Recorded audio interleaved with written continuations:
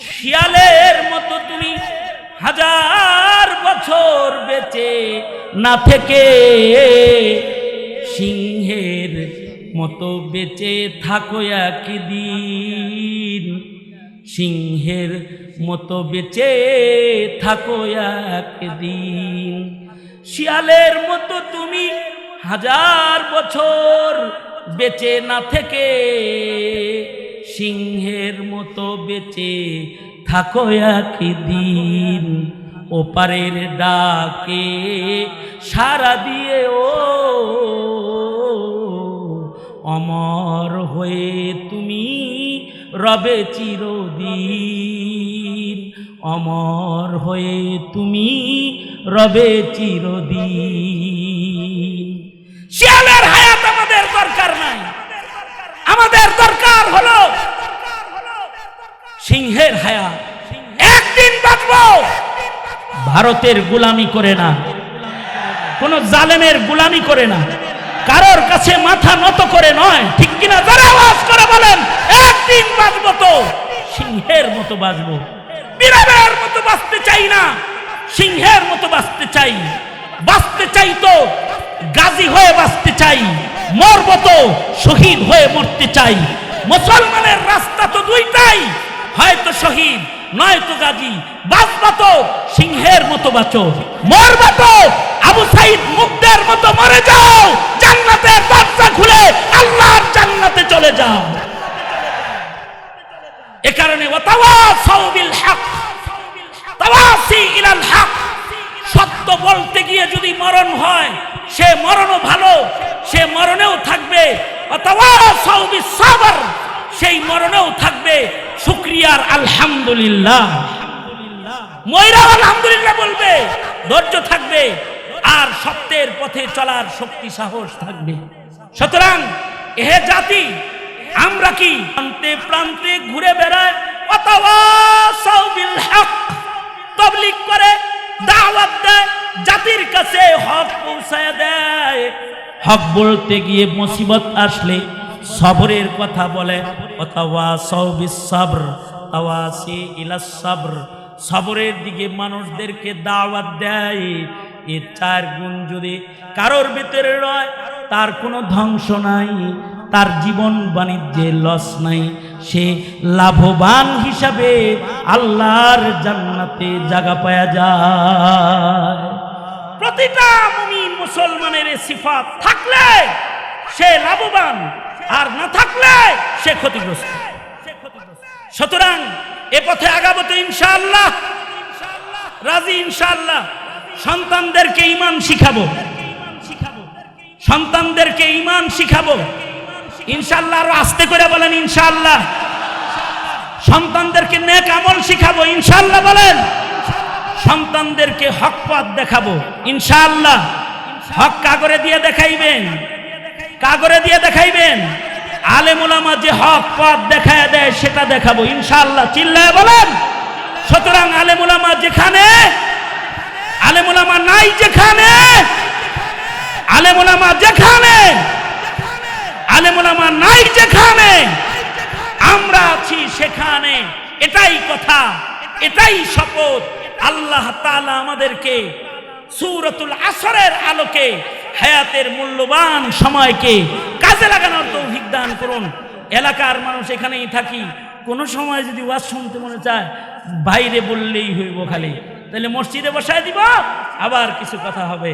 প্যান্ডেলও লাগবে না, মাইকও লাগবে না, মাইক রেডি, প্যান্ডেল রেডি, এসিও রেডি, বয়ে পড়বেন, আমিও রেডি। সুতরাং আজকে আমি আর আমার ভাইয়ের সময়ে দখল না দেই, আমি এ পর্যায়ে মাহফিলটাকে বেশি টেনে লম্বা করার দিকে আগাচ্ছি না। আমি এই মুহূর্তে এই আলমনগর, এই আলমনগরটা আসলে তো আলিমনগর, এখানে আলেমরা বসবাস করে, এখানে আলেম করার কারখানা আছে, নারীদেরকে আলেম করার জন্য মাদ্রাসা আছে। মাদ্রাসা আপনারা জানেন এই এলাকার মেয়েরা পড়ে, এখন খুব শৃঙ্খলার সাথে এখানে কলেজ এখানে পরিচালিত হচ্ছে। এখানে তিনটা মাদ্রাসা এই ক্যাম্পাসের ভেতরেই আছে। ওইদিকে উচ্চতর শিক্ষার জন্য ইফতা বিভাগ একটা আছে এখানে মাদ্রাসাতুল আবরার, আবার আমার ওখানে ইফতা বিভাগ আছে, কিতাবখানা আছে, এখানে খানকাহি নিজাম আছে। কারোর যদি শিখতে মনে চায় যাইবেন, আর কারোর যদি খটকা লাগে জিগাইবেন, যায় জিগাইবেন কোনো কিছু খটকা লাগলে খটকা সহ এদিক সেদিক চলেন না। খটকা লাগলে জিজ্ঞাসা করবেন, সমাধান নেয়ার মতো পরিবেশ আলমনগরে প্রস্তুত রয়েছে। সুতরাং এই সব একজনার অবদান, তিনি হলেন হাজী আলম চান রহমতুল্লাহ আলাইহি। পাশেই ঘুমিয়ে আছেন। আল্লাহ চাচাজিকে জান্নাতের উঁচু মাকাম দান করুক, আমিন বলেন। অল্প হায়াতেই সুস্থ অবস্থায় সব নেকির কাম করে চলে গেছেন গা, জনসেবামূলক কাজ করছেন। আমাকে জোর করে এখানে এনে এই যে নিজের সন্তানদেরকে বলছেন এটা আমার ছেলের মতো, আমি ছেলে বানাইছি, ওরে এখানে থাকবে, দেখভাল করবে। খালাম্মা এখনো এই কিছুদিন আগেও আমাকে ডেকে নিয়ে কয়, বাবা তুমি এটা করো, তুমি আমার ছেলে। আর এই জায়গায় আল্লামা আব্দুল বাসিত খান সাহেব এখানে বাড়ি করতেছে, জায়গা কিনেছে। এইভাবে করে উলামায়ে কেরাম এই এলাকায় বসবাস করে থাকে। এটা আলমনগর না, শুধু আলিমনগর, আলেমদের নগর এটা। আর এখানে সর্বাধিক আলেম যাতায়াত করে। যত মৌলবীর গাড়ি এই গেট দিয়ে ঢুকে, অতগুলো মৌলবীর গাড়ি জেলায়ও যাতায়াত করে না, এত মৌলবীর গাড়ি এখানে গেট দিয়ে যাতায়াত করে।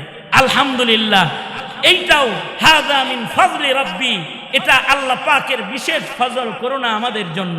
সুতরাং আমাদের সার্বিক কাজে আপনারা সহযোগিতা করবেন ইনশাআল্লাহ।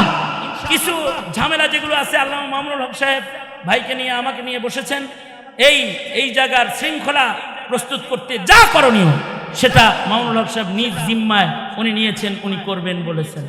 সুতরাং আমরা এই আলমনগরকে আসুন শৃঙ্খলার নগরী করি ইনশাআল্লাহ বলেন। অন্যায়কে সমর্থন করব না কখনো।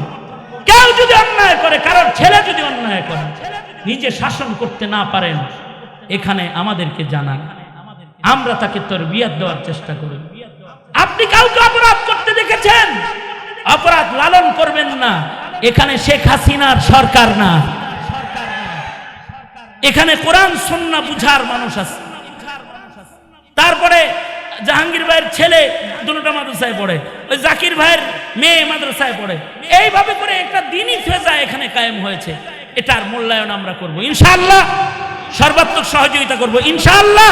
তো এখন আর কথা না বাড়ায়, দোস্ত ওনার সাথে আমার অনেক বিষয়ে হিংসা আছে। তার ভেতরে একটা বিষয় হলো, উনি আওলাদে রাসূল মাদানী পরিবারের সাথে ওনার খুব বেশি তাল্লুক, যে একেবারে ঘরের মানুষ। আমার হিংসা লাগে, ওনার জায়গায় আমিও যদি হইতে পারতাম তাহলে ভালো ছিল। ওই ঢুকতে পারি না ওইদিকে, এই জন্য হিংসা লাগে। আর আলেম বড়, চেহারাটা উপর আমার চেয়ে লম্বা, অবশ্যই দাঁড়াইলে আমি খাটো, উনি লম্বা। তো সুতরাং দোস্তকে বলবো, শেষ কথা, শেষ নসিহত, শেষ মুনাজাত খুব অল্প সময়ের ভেতরে দিয়ে দিবেন। 2 দিন ব্যাপী সম্মেলন যথেষ্ট হয়েছে। মামুনুল হক সাহেবের আলোচনা শুনতে আজকে এখানে এক জনসমুদ্রে পরিণত হয়েছে। রোড ঘাট সব বন্ধ হয়ে গেছে। মাহফিলের 6 ভাগের 5 ভাগ চলে যাওয়ার পরে 1 ভাগ যেটা আছে ওইটার চিত্র এইরকম। বুঝেন নাই কথাটা? তাইলে মাহফিলটা কত বড় মাহফিল হয়েছে, যে এই 6 ভাগের 5 ভাগ চলে গেছে গা। 1 ভাগ যেটা রয়েছে এটাও বসার জায়গা নাই, দাঁড়ায় রয়েছে চতুর্দিকে স্টেডিয়াম সিস্টেম। সুতরাং এই মাহফিলটার কদরদানি করি। আখেরি নসিহত, আখেরি কথা ভাইজান করে আখেরি দোয়া করে দিবেন। পীর সাহেব কাপাসিয়া রাস্তায় আসতেছিলেন, ওনার গাড়িতে সমস্যা হওয়ার কারণে উনি পৌঁছতে পারছেন না। উনি আপনাদের কাছে ওজরে মাকুল সালাম জানিয়েছেন, দোয়া চেয়েছেন। আগামী সপ্তাহে উনি আসবেন, জাহাঙ্গীরের বাসায় মেহমান হবেন, এটা জানিয়েছেন। আর যেহেতু আর কোনো মেহমান নাই, তা ইনি আউয়াল ইনি আখের, আমি তো ঘরে, ইনি আউয়াল ইনি আখের, ইনি শেষ কথা বলবেন। এবং মুফতি হাবিবুল্লাহ মাহমুদ কাসিমি দামাত বারকাতুহুম আজকের 2 দিন ব্যাপী সম্মেলনের শেষ মুনাজাত পরিচালনা করবেন। আল্লাহ তাআলা হযরতকে নেক হায়াত বাড়ায় দেখ, আমিন বলেন। আমি কিন্তু জেলখানায় একসাথে ঢুকছি 2 জন আমরা। উনি ইমাম, আমি মুক্তাদি, উনি হাফেজ সাহেব, আমি গায়রে হাফেজ। রোজার মাসে ঢুকছি, তারাবি উনি পড়াইছে, আমি পড়ছি। জেল জেল জীবনের বহু স্মরণীয় স্মৃতি ভাইজানের সাথে আছে। আল্লাহ তাআলা কবুল মঞ্জুর করেন, আমিন।